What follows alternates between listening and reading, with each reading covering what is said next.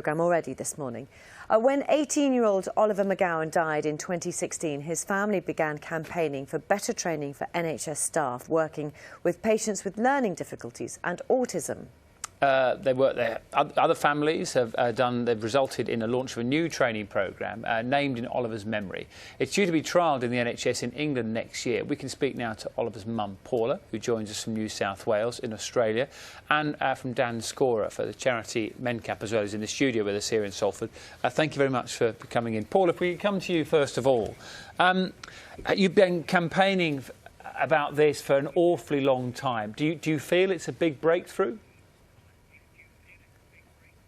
I do. It's the first step forward. It's been worth the campaign work, but it's the beginning to addressing the inequalities of the healthcare needs of people who have autism and learning disabilities. And I know you've spoken to us on this programme, Paula, during your long fight to get this to happen. Just tell us a little bit about Oliver and what happened. Oliver was just a normal teenager enjoying his life. He had autism and a mild learning disability as a result of meningitis as a baby. He was a talented footballer playing for our England development squads. He was an athlete. He was ranked third best in the country and was in training to be a Paralympian.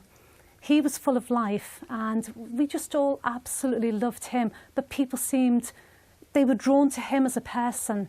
He was always striving to be the best he could be, always helping people who were less able than himself, who were vulnerable. That was my boy. He was just lovely. And he was given an antipsychotic medication, wasn't he? So Oliver had what we call partial seizures. So many will recognise them to be absence-type seizures. Now, we'd brought him to hospital having these seizures, and because of a previous reaction to antipsychotics, we brought a folder saying Oliver's previous reactions and what other doctors had said, and it was that he was intolerant to all antipsychotic medications. And we made this absolutely clear to the doctors treating Oliver, but Oliver himself had made it clear. But sadly, because I believe of his labels attached to his being his autism and his learning disability, that medication was given that evening without us knowing about it. And sadly, it caused Oliver's brain to swell so badly it was coming out the base of his skull. And Oliver lost his life. He lost his life due to people not being able to understand Oliver's autistic behaviours, not being able to understand his learning disabilities, not being able to understand how to make reasonable adjustments. And Oliver paid a heavy price for that. Let's just pick up some of your thoughts, if we can, with Dan Scorer, who's from MENCAP. And it's just desperate hearing that, isn't it? Do you think this training will really make a difference to other people in similar situations? Yes, we hope so. And we have to remember that every year, over 1,000 people with a learning disability die avoidably when, if they got good quality health care at the right time, their lives could have been saved. And so this training was a key recommendation coming out of a government review looking into those deaths. And so it's absolutely vital now that the government move ahead with this and implement it as soon as possible. Do you think the proposals go far enough? Because Jane McCubbin, who's followed this story for many years for us on BBC Breakfast, she was talking earlier about the fact that it might be until 2022 before it's actually used widely. That's right. I think the time is definitely an issue. You know, every day more people with a learning disability and people with autism are dying avoidably. If staff working across the health and care sector had training around how to make simple changes about how people can be cared for, their lives potentially could have been saved. Really simple things like giving people more time, giving them information in an easy read format they can read. For people with autism, giving them a quiet space where they can be communicated with away from bright lights and noise. Really simple things that can make a massive difference to the care of people. And it's from what I've read about the training, it sounds like there'll be sort of different levels of training for people who might come into contact, various different levels of contact, for example.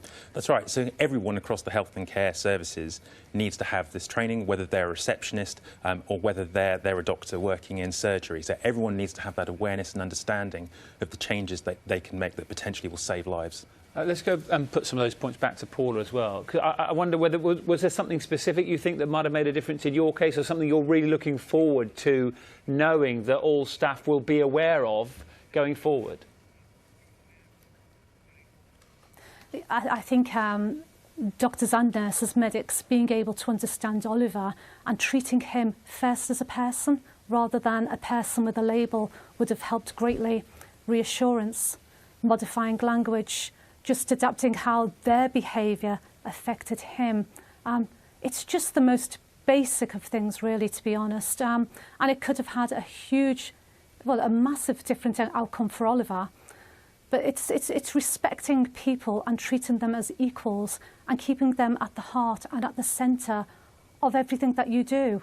Give them a voice. They have a voice and they have a right to be listened to. And I know the training is being named in memory of Oliver. How does that make you feel? Well, obviously, we are incredibly happy with this. This is why I've been campaigning so hard and so long, dedicating over 13 hours a day to this. And, you know, this is Oliver's legacy. But what it does do is it personifies the training so that when NHS staff and social care staff receive this training, they will see Oliver's face and they will remember that he is the absolute reason why we've got this training. It's because Oliver lost his life in a way that he should never have done. So, yes, it is Oliver's legacy and we're very proud. It's a way of Oliver giving back, but we must also remember exactly what it's all about, and it's about getting this training to try to prevent some of these horrendous deaths that are happening in our country. Oh, Paula McGowan, thank you very much indeed for your time here on Breakfast. Thank you so much. Also, Dan Scorer from Mencap. Thanks. Do let us know what you think about that this morning as well. Normal way of getting in contact, social media, we're out there all morning, and BBC Breakfast at bbc.co.uk is our email address, which is always busy.